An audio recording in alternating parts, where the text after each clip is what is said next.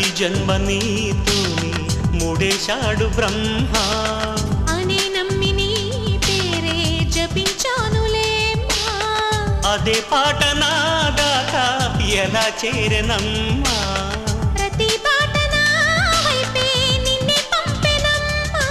నిరంతరం నీవు సేదో నన్ను రమ్మన్నది ప్రతి క్షణం నీ ధ్యాసేగా కలవరించి వరించి రప్పించుతున్నది అలా చూడు ప్రేమలోకం పిలుస్తున్నది కలే నేడు